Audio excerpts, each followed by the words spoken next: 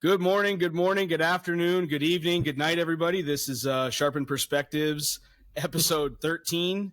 I am Jim Vandeveld of HMC Knives / HMC Manufacturing. I am joined today by my co-hosts, Ken Spaulding of Zodiac Engineering and Alex Steingraber of SPK Unlimited. I got it right this time. It's Wednesday afternoon. You're listening to this on a Thursday because, of course, as always, Wednesday is our new recording day. And we're just jumping in here. We're actually bringing you guys up to speed. We were having a little conversation just before we started recording and decided that this would probably be something worth talking about. We were kind of going through tool touch-off. I have two machines, a Super Mini Mill 2 as well as a VF2. One of them has a next-gen control. The other one has the older style control, the last gen control. And we were just kind of going over some of the sub menus and quicker ways to do things within the Haas control. I am a simp that does things the hard way. And so Ken was bringing me up to speed with how to be a little bit more efficient with some of the monotonous tasks surrounding machine setup. And then we were actually just diving into, Alex has a Speedio, and he was talking about his extremely janky tool pickup program, and I think Ken was prepping to jump down his throat and dissect some ways that he could improve it. So, Alex, let's talk about your janky tool touch-off program on your brother. All right, so you mentioned before if you have all these 1, 2, 3 programs, I got none of those. My tool touch-off program is program 8000. Oh, and within that program, there's 3 sub-programs, and depending on which one you run, so like I have one for if the tool is in the spindle, it'll touch off that tool. And then I have another one, you could put tool start. So let's say you want to touch off tool 1 from tool 10, it'll touch off those. And then I have one for like to kind of turn the tool. So if I have a larger, like a shell mill, it'll turn the tool and then touch off one like insert. Those are the 3 things that I have. They all suck. And there's a reason like I haven't put in all of my tools into the machine because of that reason. Like, how does it know that tool 54 is in pot, 1, and how does it know to save that? It doesn't make sense to me reading all those programs. It's super weird, and I want to get a brand new like program to do all that. And I know I'm the only person on the planet, other than the people that are in the District of Ohio, that have this program. Like everyone else, I'm sure does it differently. Was that a gift you got from Yamazin, and that's something that you use, or like? Oh yeah, that was what the tech put on my machine and was like, this is how you're going to do tool touch off. And I'm like, okay, so I have to do individual tools every single time. And I can't really save tools because how's it going to know what to write to and what not to write to? Yeah, we're not going to do it. We're not going to do it that way anymore. It's frustrating. We're going to fix all that shit today. For sure. Maybe I'll send you my file after this. Yeah, the way that we did it out here, West Coast office, we would just make it very simple because most of the installs, like if we were doing any training, any of the training that we would do is typically for guys that got new machines or whatever. Most of the shops that we did installs that already had a bunch, we wouldn't do any training for obvious reasons. So, but we just had like a basic format or a folder that we would just put all the programs in. And depending on what the machine was, if it had a 14 tool carousel or a 21 or a 22, if it was the chain style, like the R machines or the M's, we would add or subtract the program in there. But it was very basic. Like program number 1 was just a program to touch off tool number 1. It was very simple. And when you go into that program, it's only 2 lines. And it's literally a G65 line. So it's a sub-program call into program 8001. So it was G65, P8001, and then T1. And then within program 8000, the T value is corresponding with a macro variable because you can pass information through to subprograms with a G65 line. It'll stay active. Yeah, it'll basically put whatever value is after the T. In this case, it's 1. it's pushing that 1 into what the T is equal to. I mean, that's G65. I mean, that's like a FANUC thing, isn't it? I mean, I used to use that on the Makinos for calling up subprograms. Yeah, so the brothers run off of FANUC macro B. It's all the same language is all in there. And then, so for like program 1, it would be T1, program 2 would be T2, and so on, and then all the way down. And then if you had a 21 tool machine, typically program 22 would be a program that you would set up to do multiple tools. So there was I think it was U and T in there, or U and V. And the first one was the first tool that you wanted to touch off, and the second one, or is it? It's U and T. So like this one would be G65 P8002 versus 8001. So the P8001 program was a subprogram to touch off a single tool. And then it would put whatever tool number, it would put that length offset into that tool offset table for the length. And then you would just put values in U and V for the tool range that you want to do, and it would auto-populate between them and then run everything in between. Yeah, so it was U and T in here. So G65 P8002, U1, and then T22 or whatever, T21. So like if you wanted to touch off every single tool that was in your carousel, you would do U1, T21 on Alex's machine. You're probably not going to be wanting to touch off your probe, so you maybe do tool 20 or whatever, depending on how you have your setup. And then it would automatically go to the first tool, to do a tool change, touch it off, set the length offset, go to the next one and touch it off and set the length offset. The only issue with running these is that if you have a gap in there, it can alarm out, or it can just try and touch the spindle off on the tool setter, which is not going to be a good day. Depending on how that subprogram's set up, if it alarms out or not.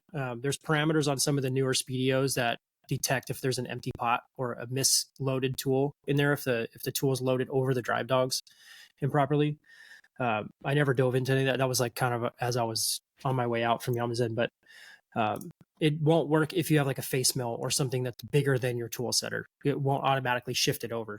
But in those programs, if you put an I or a J value in there, an I positive or negative is going to shift your tool in X, or a J is going to shift your tool in Y. So if you have a face mill, a 2-inch face mill, you can shift that over with like an I or a J value, depending on where your tool setter is located, to touch off on that insert. And then you can also do like an M19 with an R value to orient that tool. So you make sure you hit an insert. Or you can just do a combination of I and J to get over an insert. There's also some subprograms too, or some programs that we wrote to that would, like if you had a face mill with 5 inserts in it, it would automatically rotate to the first insert and then touch all 5 and then take the longest one.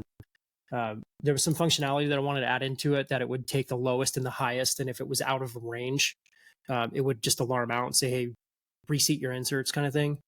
If you're more than like, whatever, 5/10 or 1/10 or something between your lowest and highest inserts, you probably have one that's inserted wrong. So there's a lot of options for functionality and that kind of stuff. But you shouldn't have to be going into a program with a bunch of different programs in it and then finding out which one you need to run. You could do it very simple like this, where you just jump to a specific program number for that. Or alternately, if you want to just have one program and keep it really clean, you can do G65 P8001. You would need this 8001 program. But you could do G65 P8001 and then T pound 3700. And pound 3700 is the system variable for the current tool in the spindle. Okay. So nice. if you just wanted to touch off whatever tool is currently in the spindle, you just tell it pound 3700, and then it automatically knows that tool 1 is in the spindle. So the nice thing about the Speedios, unfortunately, like my VF2YT with the umbrella tool changer, I can't renumber a pot with a tool number. Any umbrella machine, for whatever reason, from Haas, you can't renumber those things. So you can't put like tool 55 in pot number 2.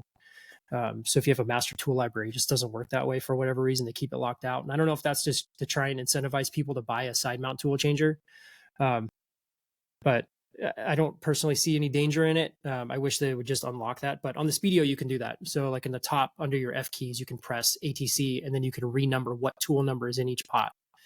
So like if you have a master tool library in there and you have, all your offsets, 99 offsets for tool links in there, you can essentially set up 99 tools, and you just tell it what tool number is in which pot, and then it automatically does its thing whenever you touch off tools. Nice. Does that make sense, Alex? Yeah. I got to do that, because right now it's like I'll have 3 tool number 5s, let's say, not that I do, but I'll have like 3 tools that I run in pot number 5. And then each time I run a new program, I'll swap that tool out, retouch off that tool in pot 5, and then go that way. Instead of having like, a 3/16 radius end mill in as tool number 5, and then having like a larger of that tool in like tool 10 or whatever. It's just, I don't know. It's just frustrating that, I guess it was lack of training from the human training me, but also lack in my knowledge at the time of training. Questions to ask or what you right, wanted to do. Yeah. That is one nice thing that like when you're new, you're at a disadvantage when you're getting a machine and you're also new to machining, and like you are unfamiliar with like just how machine tools operate in general. I take that for granted. Like when I'm learning a new machine control, I know everything I want it to do. It's just a matter of how does it do this thing that I know I want it to do. But when you don't know what it's doing, like you don't know how to ask what needs to be done with anything. It's like, that would be a place of challenge, but obviously, you've learned quite a bit in the last couple of years and you are now far more well-versed, and you get to lean on your friends that know more than you to help you optimize your setup. Even me with 15 years of experience still constantly is asking questions because, like I said earlier, I'm a simp sometimes. Yeah, that sounds like a good place to start. Any like machine optimization stuff is always a win. But yeah, I really have been out of the loop. You guys have been conversating quite a bit about Alex's potential new work holding setup, and between hunting and just my day-to-day grind, like I've been pretty removed from like even reading what you guys are saying, just because I've been just like by the time I get it, there's like 40 messages and I'm like, I'm not going back and reading that. Like I'll catch this later. But it seems you're like essentially you guys running 2 jobs right now. I mean, you're like working 2 jobs basically, doing Mac stuff and your own. It's easier for us because we're only doing one thing. But sorry, I didn't mean to cut you off. No, you're good. No, I mean, not only am I doing 2 jobs, but the other advantage you guys have is you only got 1 spindle. So I'm trying to babysit 2 machines and run essentially 2 different freaking companies. And not that that's difficult, really, in the grand scheme of things. There's people that run 4 and 5 machines at one time, but it requires my full attention, and also like we were just talking about this time of year, I'm handling, insurance stuff, and, there's just a lot of like, seemingly administrative things that are going on behind the scenes, and are just kind of like, I have a list here that has 15 things on it that I need to get done today that have nothing to do with like making this job happen. So it's like, you're picking and choosing where you have. I'm actually bringing in a friend tomorrow to run some short cycle stuff for me, some soft jaw short cycle stuff.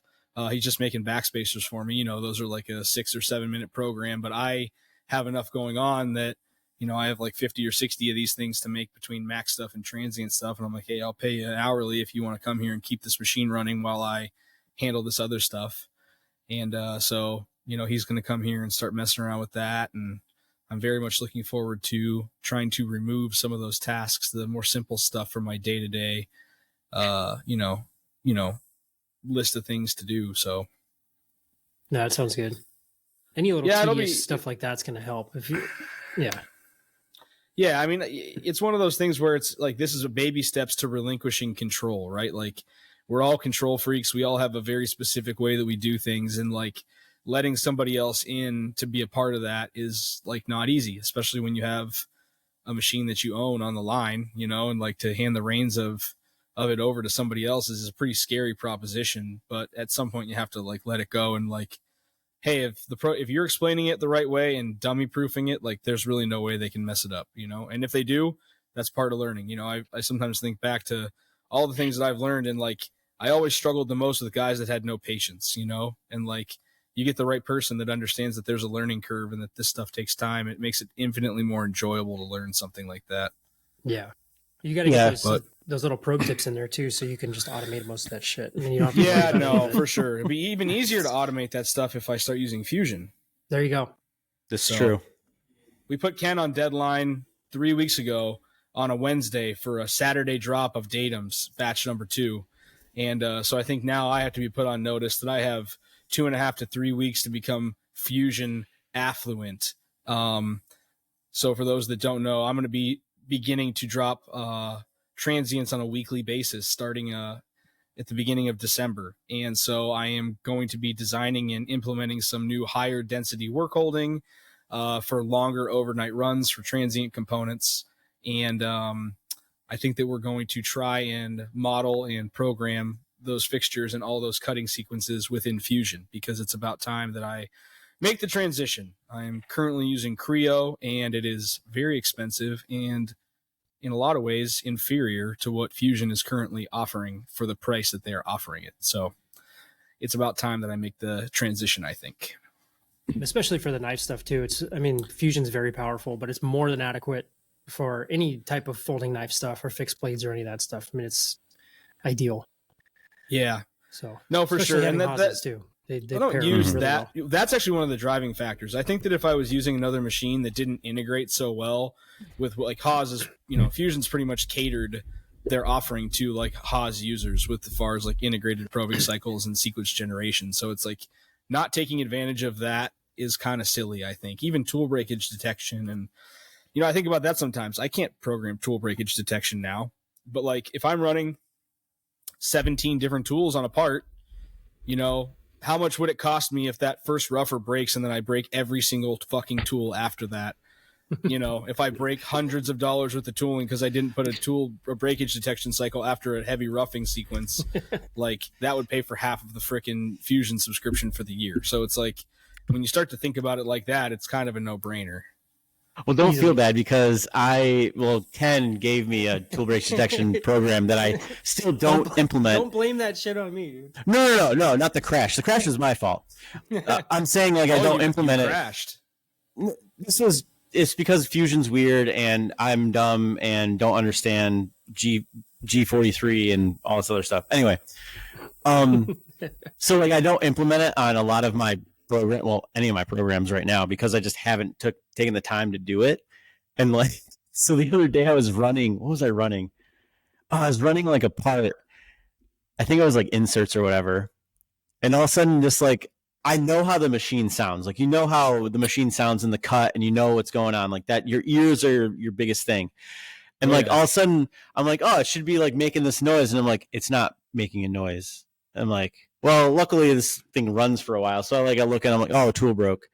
So I get out, fix it and all this other stuff. It wasn't a big deal, but there's other programs where it's just I'm running a 1/16 inch end mill and it's super fast. And you can't tell if it's cutting or not because you can't hear it because you hear the spindle cranking at 16,000 RPMs. Yeah, right. Especially that 16K. Yeah. Well, we don't know anything about that here, but we can assume what that sounds like. But it's I need to start implementing things like that because it's it's going to save me, it's going to pay dividends basically.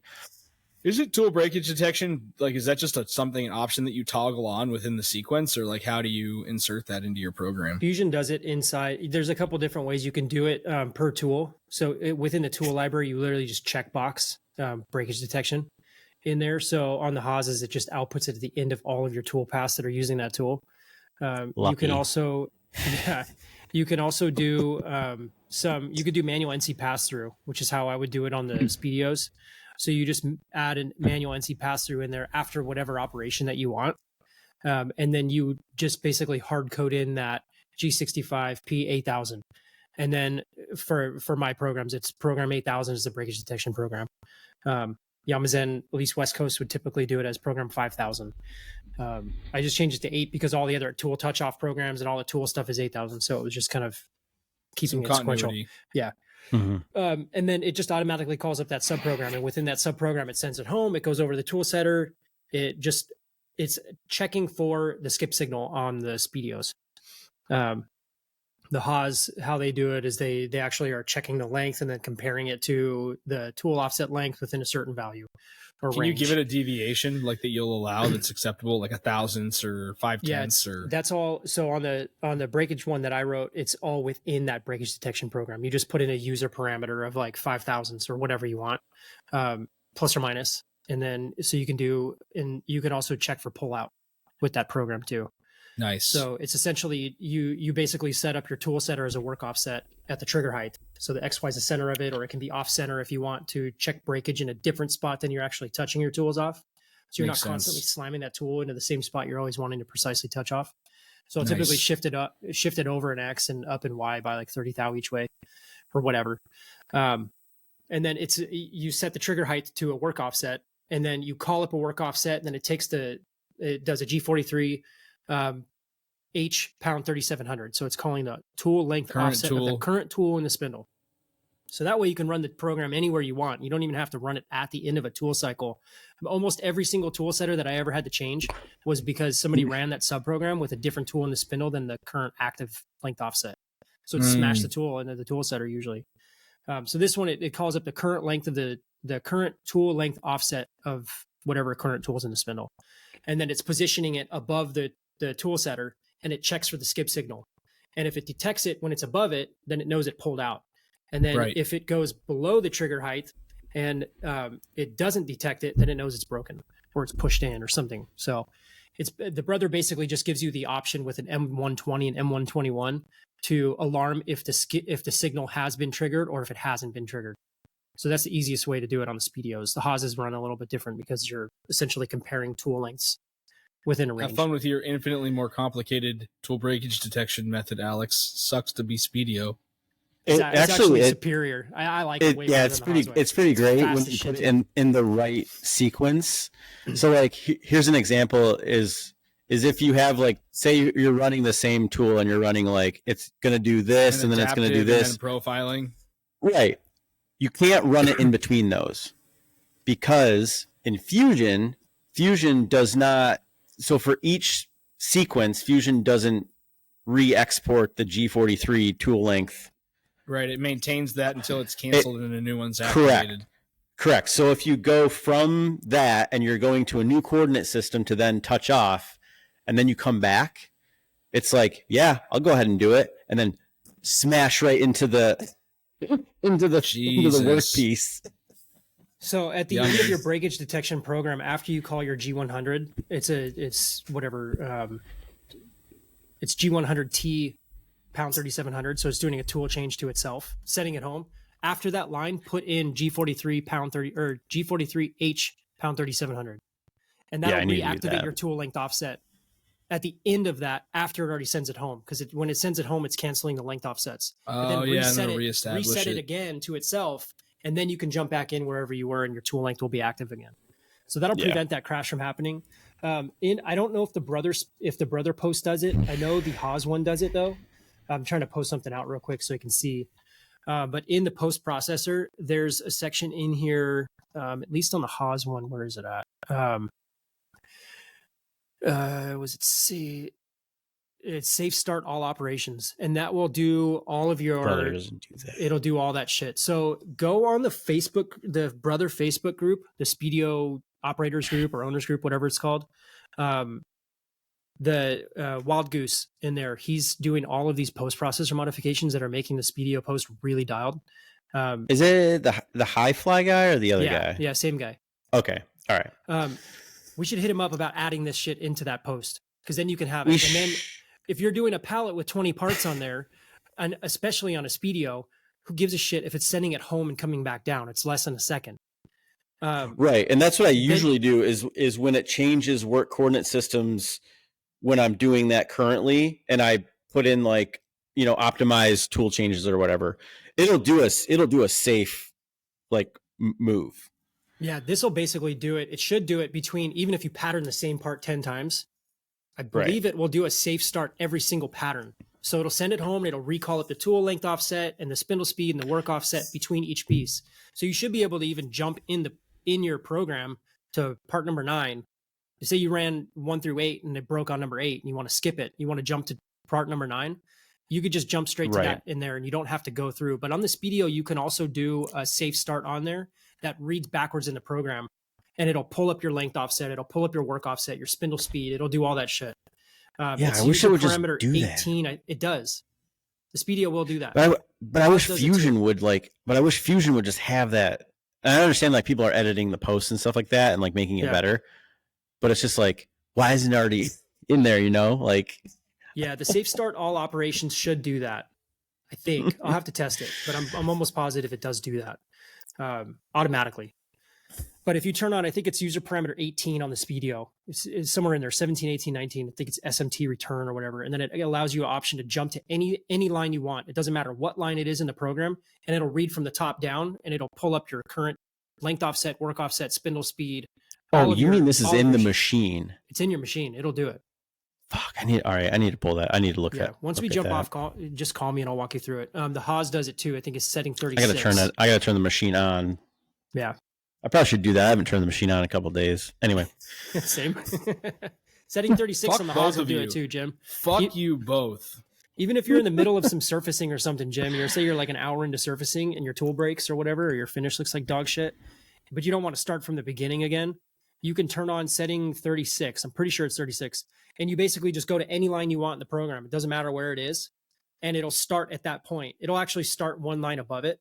But it'll read your tool length offset, your spindle speed, your work offset, all that shit. It'll just jump to that point and continue. That's literally what happened like 2 weeks ago or whatever, when I told you I did a Z crash. Like I was testing out a thing that had a pattern in it, and then I was like, I don't want to start from the beginning. I'm just going to start in the middle, and then I just hit go, and it was like, oh, smash. And I'm like, wow, why didn't it just read from the beginning and then just go and do that? Yeah, it'll do it. You just got to turn it on. That's actually pretty funny because I rerun stuff from the beginning so many times because I couldn't figure out why I couldn't highlight a line and just hit go. Yep. And so I just rerun stuff constantly, knowing that it's just a parameter that needs to be toggled on. Wait, so it'll start. What if you have to change a tool? Like if you reset or you hit cycle stop, bring the tool up so you can pull it out of the spindle, replace the tool, touch it off again, and then just go to that line and hit cycle start. It'll then grab all the information, bring the tool back to that location, and just go. Yeah. Interesting. That's my issue. That's I need to turn that parameter on my machine too. I believe on Speedio you need you need end blocks, though, sequence numbers though. Oh, to give it a numbered line. I give it a number on the I export Speedio. Yeah, I export end blocks, but I'm saying like it'll reread it from the top. That's an issue that I have, is like, so when I do all the stuff that Jim just said, I have to restart the program from the beginning, then stop it, and then find the correct end number, and then start it from there, because it like will error out. Yeah, if you do it, if you turn that parameter on, you can jump any line you want and it'll read backwards. It'll go up, it'll pull all the information that you need. You start in the middle of a program. You have a 5-hour surfacing program on there. You can start at any line you want and it'll jump right to that and continue. I need to turn that parameter on. Yeah. But it's dangerous though, because if you do jump to something and you haven't roughed or you haven't done anything, like it doesn't give a shit. It's just going wherever you tell it to go and it'll start. So, and it can be scary too. So like say you're in a pocket, say you're down inside of a pocket and you're going to jump up, out, come over, and then start doing some stuff in the top. It's going to it's going to basically go to the line right before it. So if your line before is inside that pocket, it's going to wrap it into the pocket and then come out and out. And so you got to be real careful of what line you start on. Right, yeah. So when I start programs like that, I always start it from the beginning of that sequence. Yeah. Like it doesn't matter if it's already cut out that pocket. I will just start it from the beginning. I'll let it cut air and then go into the cut. Yeah, it's just something to be aware of. Yeah. Yeah, I won't, because you could pull up your error and like figure out what line it's actually on. I won't like that. That's also probably pretty safe since it starts one line above. But like, I wouldn't do that with a lot of stuff. Yeah, I would just start it from that like sequence. So like if it's gonna adapt about this pocket, I would just start at the beginning of it and just have it adapt about out the pocket or whatever. Damn. Yeah, but you don't need to though. You know what so like if you got a half hour of roughing, you can jump right past it. Gotcha. But safe start all operations will do it properly too. It'll do what you're saying. You just jump to that operation and it'll automatically output all of that. And I'll just test it right now. I'm probably, if I'm wrong, I'm going to talk about it for an hour. I just found somebody in the background that's way smarter than me, which is probably most guys are like, you're an idiot. I just found 4 that doesn't do solid carbide, titanium aluminum nitride coated reamers, 3/16 reamers for $40 for 4 of them. Nice. eBay? Yeah. Awesome. I was looking at. I mean, that was $10 a piece. Tough to beat, man. That's awesome. Anyway, sorry, I was getting distracted. You guys were nerding out. And I'm going to test this right now. I'm checking stuff off of my 15-line list here of things to do. There you go. No, I'm just. Well, I just feel like that. I got. I don't want to use that word because that's derogatory, but I feel like I got, the raw side of the stick when the install happened, because I feel like all of my parameters that should have been turned on were just left off. Well, New York isn't known for their manufacturing prowess, and so you have some low quality apps guys on your install. They don't really want to help you to join the 21st century. We basically invented film, all right, in Rochester. Do you have to machine film, or does that work? Not really. No, I mean, well, that's what you got Ken around, man. Like, All right, it works, by the way. I just tested it. So I was speaking some sort of facts here. It works on the Haas post? Yeah, but this is functionality that you can just add into any post. You just basically find the section that's telling it to do this and output the actual toggles within the post processor, and then you add them into the brother post processor, and then you just turn it on or off. So I have three things in here. There's 3 tool paths. They're all using tool 14. Same exact tool. Ideally, there would be no tool change in there. You do post process, and then at least on the Haas one, which you can just migrate this information into the brother one, it should work. Most of the post processors, as far as I know, are probably loosely based off the Haas one anyways. Like if you dive into some of these enough, you're going to find Haas specific information in there.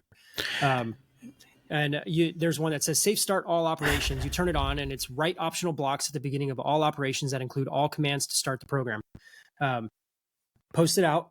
And then I have the program open here. So it finishes that first tool path. The second tool path, it has the notes, and then it tells it to go home, does a tool change, calls up the tool information again, the spindle RPM, and then it's calling up all the length offset and all your XY positions again and everything. And it's got a block skip on there. So if you don't need to jump through that, you can just turn block skip on or off, and it'll jump past all that shit. So it's not going to send the tool home every single time. So if you turn block skip on, it's going to skip these lines, which are not necessary, because unless you needed to jump in your program and go to that. So if you needed to jump in the program, you could just jump to that line, turn block skip off, and it'll read those lines, safe start all that stuff. And then you can turn it back off, and it'll just continue everything as normal. And it won't send it home every single time. I'll post in the Facebook group right now about that. The more you know. Just so we got it, because I would imagine that that stuff would be added, because it's extremely beneficial to have. Yeah, I feel like that the updated post, I should probably get that. But also, like, I feel like there's just a lot of settings that I haven't turned on the machine that I need to, because it would probably make my life a little bit easier. For sure. Oh, like the M code thing. Like you can use more than one M code at a time. I was like, why is that even turned off? Yeah, it's nice that you can have that on there, because you can have, I think, 5 M codes in a single line or whatever it is. Yeah, it just keeps the programs a little shorter too. Yeah. So anyways, while we deep dove into stuff that was currently plaguing us or, beneficial to us in some capacity, what are you guys working on right now? I know Ken dropped the last of the datums. He has one special one that he's trying to decide how he wants to distribute it right there. Did you? I guess I'll just show blacken the hardware. You got to blacken that motherfucking hardware, man. I didn't do much yesterday. We went to dinner yesterday, so. Oh, you ate? Congratulations. You got that one. Alex has been sharpening knives for eons, but he finished that up. Dude, no, not even eons. It took me a day to do 65 knives. How many, what grit do you take them to when you're sharpening them? 400, that's it. I stop at 220 if I'm lucky, usually 180. Give that toothy edge. Yeah, that's on the belt. How many belts did you go through? Little 1x30 belts. So no, those 2x72. So that's right, because you got the new sharpening setup. Yeah, I got the new jig. So I used a 400 grit aluminum oxide VSM brand belt, and I think what I did was every 20 I swapped the belt out. So I used roughly three belts. $10 worth of belts, nothing. Yeah. So yeah, got everything. Go ahead. How are you stropping again? I use a combination of a strop that I made, and I just grab a piece of basswood from like a local like wood supply store, and then I flatten it, and then I put my compound on the basswood. Nice. Sorry, You if have this no typing's desire really to loud. run. I guess if you're running a 2x72 leather belt, then you're having to swap belts between every sharpen, which is not fun. Right. So if I got another 2x72, I'd definitely put a leather belt on there. Nice. Do you have any desire to do that? Like, is that something you're thinking about, like adding another Yes. grinder, or is that just okay? I've always thought about adding another another braid. a mirror braid. Yeah, one of their older versions or whatever, but they have a newer, like a fastback model, and then a newer upgraded model. I don't know what I would get because I think the fastback is smaller and it uses smaller belts, so I feel like I would want another 2x72. Yeah, for sure. Keep the continuity. Yeah. So basically, I'm done sharpening, and we'll be shipping these things out Friday. So nice, man. That's tough to beat. How many you said there's? You said 65. yeah. Nice, man. So, will you take any time off after you ship these before you start your next stuff, or are you gonna like just roll right into the next batch? Rolling in right in the next batch, but also machining the base plates for the new fixturing, and then getting all that stuff figured out. And I want to get into the new fixturing as soon as possible. So I have all of these like pieces of aluminum back here, as you can see on the shelf. I was going to machine everything for the Delta pallets, but I think I'm going to wait and then machine it for the new. Do it that way. The nice thing about all the current pallets that you have is you can put the 96 millimeter pull studs right into those and keep them if you wanted to. Exactly. And I think that's what I might do. I might do like a sub right away. I might do a sub plate with pull studs and then mount those on top of the sub plate and keep it the same way that I have it. And then all I need to do is kind of deck off like a few thou, if that. Yeah, you're kind of losing a lot of the benefit of having the 96 mil pull stud spacing doing that, but the advantage is you're going to save money. You're going to save money on the pull studs, but you can always swap those out. But that's obviously not that fast if you're trying to do a bunch of stuff. But if you have like at least two sets of pull studs, then whatever two pallets you're swapping, you just put them in those two pallets. And then when you're done with those pulling out, put them in the other shit you need, and you save some cash that way. Well, that's what I was figuring out. I was like, yeah, having two sub pallets column and then mounting that program onto two sub pallets and then swapping out those sub pallets. And then later on, putting on different things and stuff. I don't know. I basically just want to have a bunch of sacrificial pallets, so I'm not blowing a bunch of money on pull studs, which I would like to do, but they are pretty expensive. Yeah, the nice thing is you just take them out and swap them to whatever you're actually working on, though. Yeah, they're very expensive from all of the manufacturers. Yeah, I'm stoked to see how that works out. I've been going back and forth a bunch about my work holding. Like as soon as we got off last week, I'm like, yeah, I'm going to build this big ass fucking pallet for 20 frames and everything. And I'm like, that's like $1,000 worth of Mighty Bites right there. I would rather just spend $1,000 and a little bit more and just get a fucking spindle gripper from Gimbal Automation and then just do a bullshit little gripper videos. And then just do a bullshit little tray on one side and a spindle gripper with a small little vise on this side. Either air vise. Obviously, shunk would be nice, but I don't have $5,000. Dude, I don't have shunk money. I don't have shunk money anymore. Well, I never did, but it was nice when it was other people's money that I was spending on. Yeah, you had shunk money when you were working for the other spot. But Rapid Solutions makes a pneumatic vise closer for the Kurt vices. So you can, with an M code, you can open and close your Kurt vise, and it's a magnet that goes right over the 3/4 inch X, and then it'll open and close the vise that way. So I could basically just do a little tray on the right side or left side, whatever, and then just make any of these Kurt vices pneumatic with an M code through the control, and then just spindle grip and load shit that way. And I have way higher density, way faster load time, so the doors would be closed a lot quicker, and I wouldn't have to be spending that much money on Mighty Bites. The main reason I started thinking about that is I got all this titanium, and everything is obviously on the plus side of tolerance, and they used up most of it, which is fine. But in order to fit it in the fixtures, I'd have to square all that material to a consistent size, which I don't want to do. And if I use a vise, I don't give a shit about that because I just probe the center and just have it program an extra 1/4 inch in X and Y. Problems for the future of the project. For right Yeah. now, use what you're currently doing and optimize the entire process for whatever you end up with. But time is not now. I know. I kind of want to just run this next run just like I did the last one because it actually worked out pretty well. I probably would just get through some another cash in the bank. And Exactly. now that you have it dialed, you could jam out 30 of those things in a month pretty easily, I would guess. I think so. And then you could this then you whole have process a position of strength to work from. Yeah, this whole process has gotten so much faster. And then I have all the hardware. I got everything here for another 30 of them. So I just need to modify some of the hardware. Like, it's weird. Like, I got all the screws from USA Knife Maker, which I like. And then they get those from a supplier. And the supplier's name is right on the bags, too. So it's, like, easy to find out who they are. But the screws are very inconsistent. So the ones that I got from the first one have a really nice T15 Torx. It's a full profile of the Torx. It looks really nice. There's a chamfer around the Torx on most of them. And then these ones, it's almost a full diameter all the way down. And then it's just 6 tiny little cuts, which it makes sense, you know, tool life and cycle time and all that stuff. And the Torx wrench still fits in there nice. My light's having a seizure here. So it still feels really nice, but it doesn't look as nice as it did before.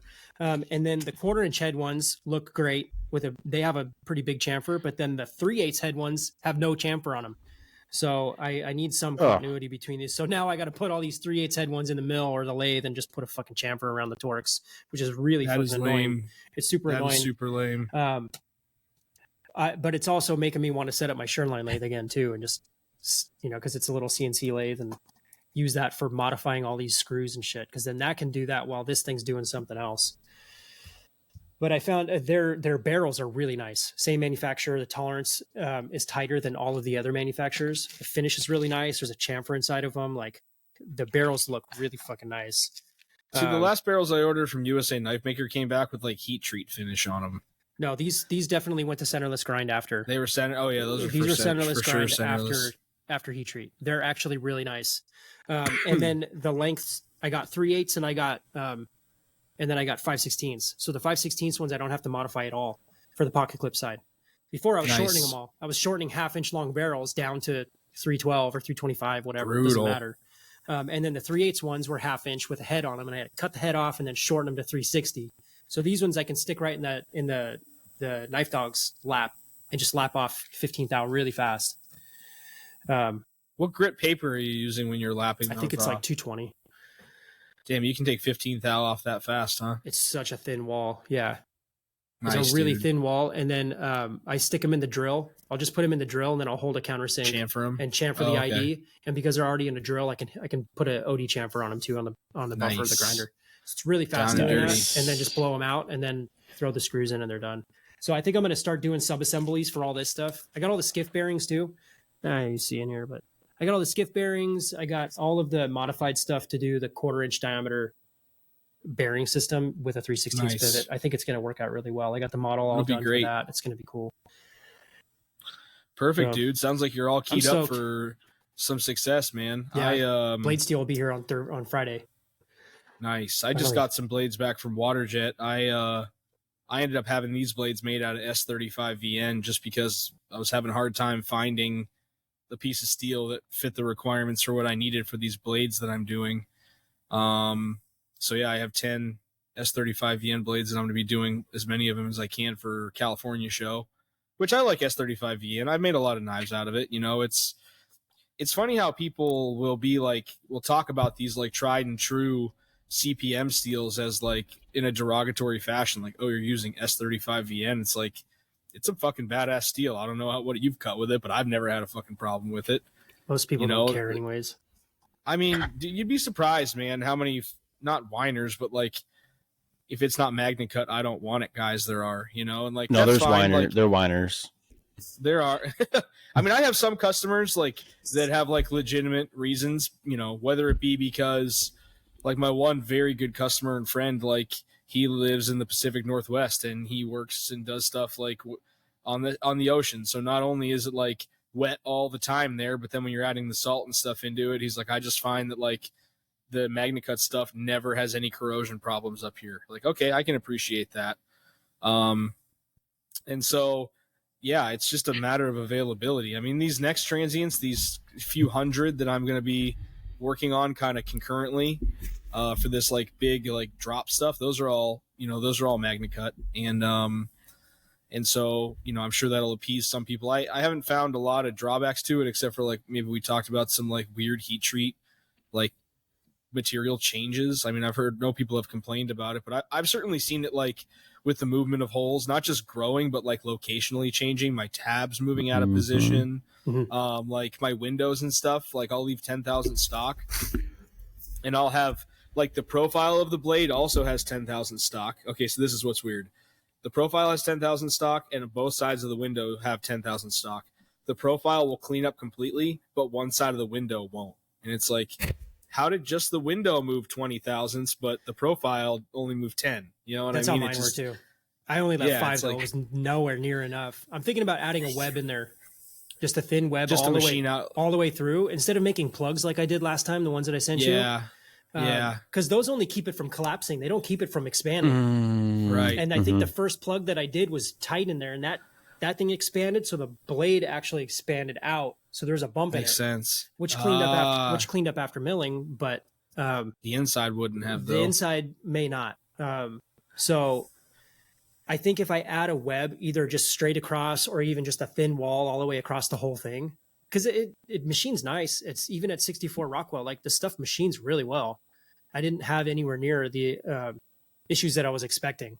It went a lot smoother. So yeah, when you're only taking that little amount of material out of there, like it's pretty forgiving. Yeah, you get into any kind of like, even if you get to like 15 or 20 thousandths of material removal, so much harder on tools than when you're just kissing off 5. It's like I think about that like when hard milling, like if you have 20 thousandths or you have 5, and it's literally 4 blades for every 1 blade that you're doing with 20 thousandths, you really start to think about like, man, this tool doesn't even last 10 blades. But if you had only left 5, it would have lasted 40.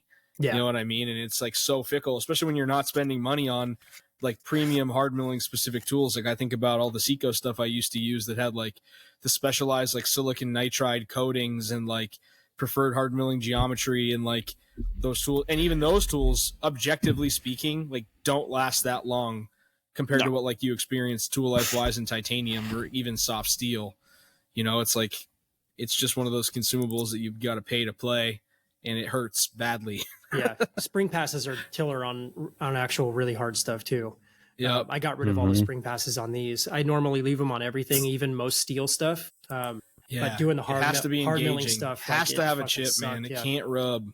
There was just still, that rub is just killer for it. There was enough coming off that there was definitely some chips coming off, but it wasn't enough. It was probably thinner than whatever that hone radius was on the tools. So your finish will also look like dog shit with those spring passes too. You know what I mean? It's like, it'll get like chattery, you just take that. Unless you're like, what I typically do, it eats up time, but I will like 2D contour the profile to 0, and then I'll grab a different tool and I will like Z-level profile down it, stepping down like 10 or 15 thousandths. It takes an extra couple of minutes to walk around stepping down, but like something about cutting with the corner of the tool rather than full side engagement, like really trues it up. And also there's decent tool life there. What we used to do, and I don't have one of these now, I've been trying to get one, is get like a little tool, a little grinder with a diamond cup wheel, so that I could relieve my flutes and just have like 50 or 60 thousandths of cutting edge with a relieved flute behind it. So you're not getting that wall chatter engagement. It's only cutting at the tip of the tool. Nice. A lot of the hard milling tools come that way. I don't know if you ever noticed that, but like they come with just a little bit of engaged flute, and then the rest is relieved like 5 or 10 thousandths behind it. And I was trying to get one of those at an auction. Can you picture them? They're like a pedestal with a cup wheel. They're the little Deco SOs. Exactly. Like I think Shars or somebody makes them. It's like $700 or $800. It's not that bad. Renzetti did a really good video about like making that thing actually not suck, which is pretty cool. Yeah, they're nice. Anytime I see an SO, I'm like, fuck, or S0, I'm like, damn, I want one of those things bad. But I tried to buy them at the auction that I was at when I was buying all my Lista cabinets and everything, but they were going for like $1,500-$1,600, and I'm like, I'd spend $500 on this because like. I mean, honestly, like it makes your finishes better and it makes your tools last longer. Yeah. And like, when I was at another shop, like we'd set up like a Spindex or like a whirly jig on a surface grinder and then like grind it with like a diamond wheel or whatever.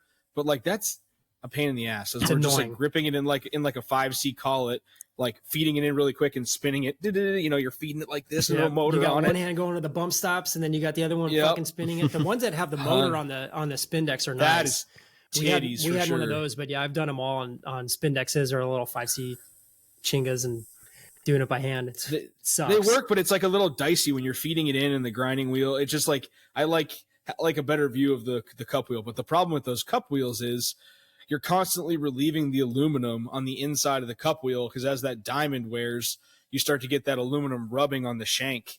Like whatever, like, well, technically it would be on the flutes themselves, which like don't really dull like a coated tool, but like you're still like putting heat into that coating that's probably causing like cracks and shit in the coating. But yeah, that's on my short list of things to get is like one of those for sure. The nice thing about the Shars ones is they're 5C collets.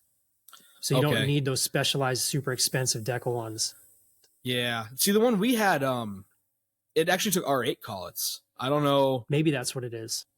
You know, I don't know what it was. I'd have to go and check back and see. But I always hit my buddy up at my old job and just say, hey, if you guys are ever getting rid of these, like, keep me on the short list for buying one, because I for sure will take one. Yeah. And all that the little Sun and Hone in the back specialized stuff of the shop. Fuck yeah. Yeah, we need to do an episode on just like support equipment. Just talk about all that little stuff that we've used or whatever that is like super handy, because there's so many dudes getting into this stuff where it's like, I had no idea that shit ever existed. I mean, there's a lot of knife making specific tools that I don't even know about too, which would be nice to hear about.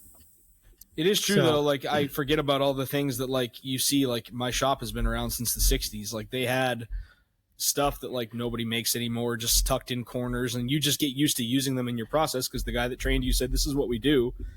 And like if you didn't have that experience, like you would never know some of these specialized tools exist. I think that'd be a really cool idea to talk about that on a future episode. Yeah, there was a guy that posted in the Machinist Facebook group, which is probably the worst Facebook group that's ever existed. And he was like, yeah, the boss, I hate this boss, you know, the shop sucks, they're making me regrind this tool on this little shitty grinder. And it was like one of the slow speed small wheels, diamond wheel on the face. They got the little platinum angles, and they've got, I forget what they're called, but those are like just for like recutting, like cutting tools, like flute edges and stuff, for like doing turning tools. Yeah. He's like, this is a Swiss shop and they make us grind all our tools on this little piece of shit. And I'm like, dude, that's the best grinder you could possibly get for grinding those little tools like that by hand. I'm like, dude, I worked with a guy. And you'll be stoked on it. Trust me. I wish I had one of those. Absolutely. I had a buddy. Well, he was the guy that actually trained me, and I know he listens to this podcast, so I'm sure he'll appreciate this shout out. But like, he was one of my biggest mentors and like taught me almost everything I knew about hard milling when I was doing it. But like, he was a farm boy, you know, like owns a working farm, uses his vacation every year to like plant crops and harvest crops and blah, blah, blah. And like, we would sit there on those machines and like regrind flutes, you know, kiss them back just a little bit and then use it as a rougher. And like, he would make these tools last forever. He was like the best thing that ever happened to like the consumables department component of our shop, because he like never got new tools. He just would reuse shit over and over again. Yeah. But I mean, you haven't I didn't really appreciate it then, but like now that I'm doing my own thing and paying for everything, it's like, man, if I had one of those setups, like would I go in there and like knock off the burr or like take a little chink out of the edge of the flute of a cutting tool just to get another 3 or 4 parts out of the roughing?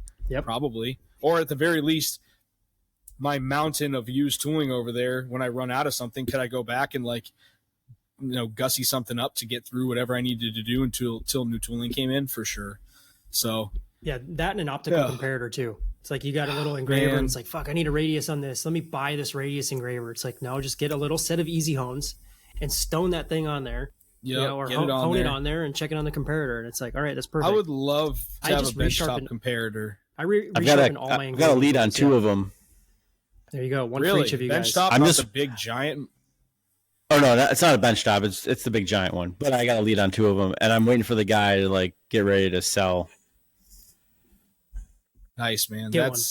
I mean, comparator is one of those things that like can be horribly inaccurate, but if you use it right, can be so accurate. You know, I mean, you could get within the thousands easily with a comparator. You know, and it's like, you know, you take it for what it is. I mean, there are some like unmeasurable features. Like we used to use them a lot for like molding geometry, right? Like if you have like compound angles or things that like, you know, ever changing stuff that like you have a dimension between 2 sharp corners, but like no real good way to like set it up on a sign plate and like check an angle or something like that, and just throw in the comparator when the tolerance is plus or minus 1 thou.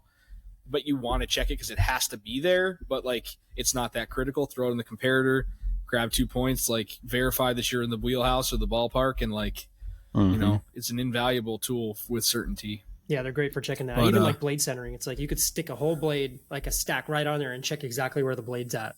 You know, if it's actually. Yeah, I don't know if I want to. I don't know if I want to do that. No, you'll drive yourself crazy because then you'll want to do it all the time. Chasing that 1,000 centering, and then that's the thing we talked about this the other day is like that, but yeah, it's not something. But once when you start doing it, then people expect you to do it, and then now you've opened up a can of worm that's like, well, when you checked my blade centering, was it how many thousandths off was it? Can you certify it on the certificate of authenticity? Blade was centered to within 0.5, and it's like, yeah, I check all mine with the ichrometer. There you go. Oh. I've never heard that. That's classic. Fuck, that's been the old ichrometer. Yeah, the old ichrometer. I just throw it on the old ichrometer and it looks good. Yeah. There you go, dude. Looking good. Nice. Yeah. So what are you guys up to for the rest of the day? I'm let me think about what I got going on here. I'm running Mac in both machines. I have those blades I have to pre-heat treat machine and get them into heat treat and get them surface ground. I have all my material here for all the carbon fiber stuff that I'm doing for CCKS. And I had a bunch of titanium sent to my water jet guy. It just got there yesterday, I think, and I just sent him files. So he's going to be putting a bunch of stuff out there for me. But I actually have all the components, backspacers, clips, liner inserts for my transient stuff I'm currently working on. But I do have to order hardware, and I got to put this on my list because I have to order it before tomorrow so that Steve will ship it and it'll get here on Monday. As long as it's in stock. So I have to get. Yeah. Thankfully, most of the stuff has been in stock. This is going to be a big ass order though. So like I have like 50 something Mac knives worth of hardware over there, plus the transient stuff that I'm doing. So I'm sure that'll be like a $1,500 tie connector order. So hopefully he has everything I need. But yeah, that's all I'm doing. I'm nose to the grindstone. Obviously, nice. You guys saw the other day. I was fortunate enough over the weekend to get my deer killed. And so that's a nice monkey off my back. And now it's just head down and stay focused on jamming on all this stuff for my Mac deadline and for the show. So hopefully we can make it work. Sounds good. Yeah, you guys have been making a lot of progress even with all the other extracurricular activities. Yeah, I mean it's like that's one of the hard parts. Like Alex understands this because he does large batch work too. It's like such a slow crawl, and then all of a sudden it's done and you start over again. And it's like you don't get that like instant gratification of like finishing anything at any one time. It's like constantly just rolling the brick over from side to side to side until it falls into place, and then you got to pick it up and take it back. And I feel like that right now, starting basically from scratch. Well, it'll change because like this, I feel like this batch is like a milestone for me because I've implemented like new processes. Obviously this new tumbler has been helping out, but like new processes as far as things that were taking forever and just a giant headache, like sharpening and like, you know, cutting the tabs off of my blades and stuff like that. Like just little things like that actually took a lot of time now take minutes or less than a minute. And it's just a huge like relief because now I can focus on the next batch. And like now my product, I feel like I'm taking it to the next level. Like as far as like the quality and the fact that like I can also get things done a lot quicker and it's not stressful anymore. And I can just focus on getting parts out. Well, it's like a typical thing, right? Like when you improve a process, like a lot of times if you're speeding it up, it can be to the detriment of the finished product, right? So like I did it faster, but it's not as good, but it was faster. And so the fact that like you found a way that is number one, faster, number two, you're not working harder. You've improved the process so that it's the same level of effort, if not less, with a faster result. And it like is done in an optimal fashion. So it's like still very high quality. That's super satisfying. And like, we've talked about this before you joined us. I'm sure you listened to the podcast, but like one of the big mantras was like finding things that suck and making them not suck. If you can't eliminate them, finding ways to make them enjoyable or at the very least not like draining to do where you dread doing them. You know, that's kind of like we said for me, setting up these blades and machining these pivot holes is like, I literally hate making blades because I hate taking the day that it takes to sit there and machine all the pivot holes finished hard. And then it's like, oh, get your stupid 2mm probe tip out, set it up in the machine, probe these holes and just get it done, you know? And so like I have to remind myself what you're going through too is like, you can take a day and you can think this through and you can spend some money and you can improve this so that it doesn't suck. And now you get to find the thing that sucks a little bit less and improve that. And so before you know it, every part of making a knife is fun and quick and consistent, you know? Yep. Another option for your pivot holes too, which is something that we did in the past, is Ingus. They make diamond laps. They make progressive lapping machines. So if you have a part that needs to be, honed to size, or they're progressive hones basically on rotaries, but you could buy just the actual tools, and you could put them in a ER collet and put them in your mill. So if you hung your blade off of the side of your magnet, if you wanted to do any abrasive work in there, you could probe it and then call up that diamond lap or the diamond hone and just hone those things out. And you actually put a cross lap finish in them too and hold them on dead size. No kidding. And they're adjustable. You just screw it tight in the bottom. They're like the barrel laps. Yeah, that's what I use now. Basically the same process, but you could do them in the machine. Angus. Yeah. ENGIS. Yeah, they're in Chicago. Yeah. Also, Nice. AccuFinish. Those are those little grinders that I was thinking. I sent one in the chat right now. I don't know if you guys see a notification for the chat, but at the bottom. Yeah, I see it. Yeah, AccuFinish. Those are little grinders. It's accu-finish.com. I was racking my brain trying to remember what the hell those little grinders were called. Like a slow speed kind of diamond grinder. Anyways, those things are awesome. If anybody ever finds one of those or has one they want to get rid of, let me know.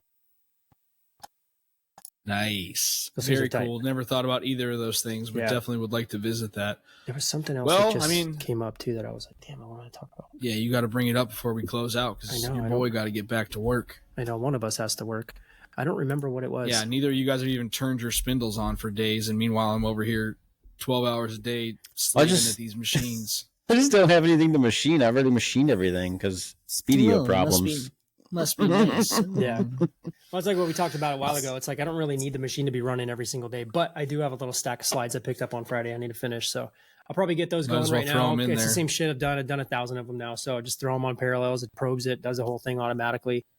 I got breakage detection going, cool, all the cool stuff. But yeah, I Must gotta be nice. get those going and then do some knife stuff. I think I'm going to start working on some sub-assembly stuff. I'm just trying to figure out what the best process of putting stupid chamfers on these screws. Should I set up my shear line and dedicate it for that? Or should I just cut some jaws in the mill? My engine Just throw them in a blade is kinda- tumbler. You know what Yeah. I would do is I would grab. Poor I man's have that chamfer. I have that little ER32 collet chuck that has like an octagonal base. I'd throw it in the vise in the manual mill. Yeah. Grab a pivot barrel, screw that thing down, bring a chamfer tool down, buzz it, and then just throw them through. I know, You know? I was thinking that too. I do have a 5C collet around here. It's a 1/4 inch 5C that I bored a 3/8 bore in it. So there's a dead stop in Nice. it. I You just might, go to the same depth every time. yeah, I mean, as long as the diameters are the same, it's not a dead length. But I have a 90-degree collet closer. I could just stick that in a vise and then just leave a chamfer tool in there, throw the magnets in the doors, no coolant, and just come in, buzz a chamfer, come to the door, lever, pop it open, swap them out, lever, do it. So I might just do Ghetto, that. but it'll work. Yeah, I don't have a lot. There's like 60 of them that I want to do. So I kind of want to just do all of them so they're all the same, but I also don't really want to do Sounds- all of them. So Sounds kind of like a lot to me. yeah, but it's fast, for a 10-second It's not that cycle many. I time. only have like 300 of them to do. Like, Yeah, I only got okay. 400 of them because I bought these things and they're not the same as last time.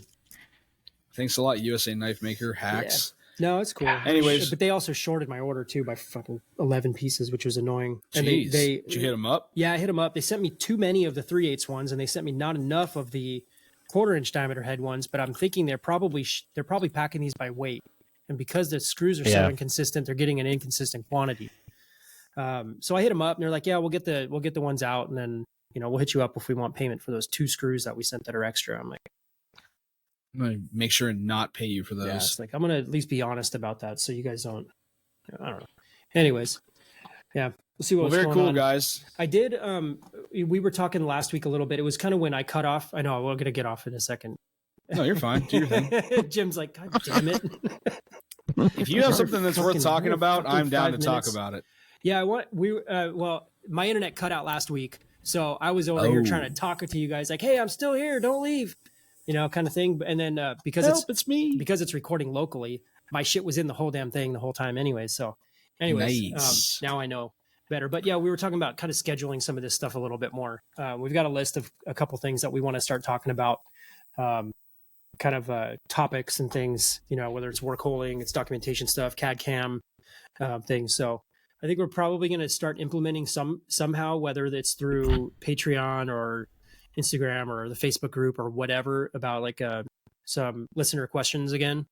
I think that would be good to kind of figure that out. I think over the next week or so, we're going to really try and figure that kind of stuff out and present it to everybody, because we have a good little listener base and stuff. And I think it's a good core group of people who are like us that are trying to figure out what the hell we're doing. Because I think a lot of it too is they've had the opportunity to listen to us talk for 3 months now, and they're pretty aware of like where our strengths are, and like maybe they found some things that are pertinent that they want to discuss. Whereas like when you're first listening to a new podcast, we did Q&A the first couple of weeks, but that was it. Yeah. But maybe they're not even sure what they have questions about, but even things that we've talked about where they're like, man, I'd like to know more about that thing. Now they have the ability to kind of say, hey, back in whatever episode you were talking about this, can you elaborate on that or this or whatever. So I think that's a great idea, and I'm looking forward to it. I think it'll be good. And especially like in the beginning too, the first couple episodes, like at least I know I was super excited. I'm like, dude, I want to do all this shit. I want to have some questions and I want to do this and that and talk for 2 hours and just keep going and going. But it was exciting. Not that it's not now, but it's definitely, I feel like it's kind of found its groove now. So I think too, like there'll be times that are worth having those 2 hour long conversations. Like if we really feel like, man, we got a lot of questions about a specific topic, this can be a prolonged episode and we can do it justice. Like I'm definitely not opposed to like doing longer format stuff if we have the right directive. And I think that like doing what you're just talking about is really going to give us some opportunities to really deep dive into stuff that people want to hear about. So I can't wait to get into that. Yeah. I'm going to start doing some kind of formal, like episode bio kind of description stuff too, with links to all of our social medias and Facebook groups and everything too. Stuff that we talk about. Very cool. I'm trying to take notes and stuff as we're talking about stuff too, because most of the time when I publish all these things, I just write like a single sentence, like, yeah, we talked about this today, and it's like there's no SEO, there's none of that stuff. So trying to make it a little bit more. We have to get a Patreon going just to pay you for all this effort that you're putting in. I do have one. I did make one. It's under Sharpened Perspectives, and there's just a single tier. You're not supposed to tell us that until after you made your first $1 million from it. Damn it! Sorry, dude. Yes. Anyways, I haven't really done anything in it yet. I don't know exactly what we're gonna do with it. It would be nice to at least just pay for some of these out of pocket expenses that we have every month. For doing this, but not trying to make any profit off of it. It would be nice, but that's not the goal. You can give us a little guilt trip too and say, hey, you didn't really tell us how much you're spending, but I'm sure that Alex and I will be willing to kick you a couple bucks to keep the I already asked him. Baby. I was like, I asked him how much Riverside was for a year, and they don't have the year subscription on the plan we're using. It's on there. Because I was going to buy a whole year. Nice. Yeah, it is on there. Yeah, I've just been doing it monthly right now just to keep the kind of out of pocket expenses down. And I've got like the first 3 months, 50%, whatever. But anyways, yeah, I mean, we can kind of go over that stuff. But you got to threaten to leave the platform and get them to give you another 3 months at discount. Yeah. Hey, I'm going back to StreamYard, guys. Hey, wait. Are you sure? Have you? Why are you switching? And then you click cost, and then they're going to say, if we gave you the next 90 days for 50% off, would you consider staying? Like, absolutely. That's what StreamYard did actually. StreamYard actually did that when I canceled the subscription to go to Riverside. And they're like, hey, why are you leaving? I'm like, oh, there's more features over here. I'm like, well, we'll match the cost. We'll do this and that. I'm like, I want some features that you guys don't have. It's not even really about that. So Riverside's been pretty good for us, it seems. So yeah, it's cool. See us really needing to leave. They're going to add a lot of, they're already adding a lot of, Riverside, if you want to sponsor this podcast, let us know. Yeah, Riverside. We need some sponsors. TMS. Who else? Everybody. There we go. Liquid Death here. Yes. Liquid Death. Yes. Dude. Stay hydrated. Stay hydrated. Yep. Love it. All right, dude. All right, guys. Well, I'm going to get stepping. It's been great chatting with you guys. I'm looking forward to next week. Thank you, everybody, for tuning in today. We appreciate you guys kind of giving us your feedback, and I always appreciate the messages that I get, the reposts, the shares. When we release a new episode, please continue to do that. You guys are the reason that we're here. Otherwise, we would just be having these kind of conversations behind closed doors. So, again, look forward to next week, us beginning to release some areas where you can, give us some questions and some feedback. We're really looking forward to having bigger, more in-depth discussions on the stuff that you guys want to talk about. So, signing off. I'll catch up with you guys next week. All right, dude. Later. All right, man. Take it easy. Thanks. Peace.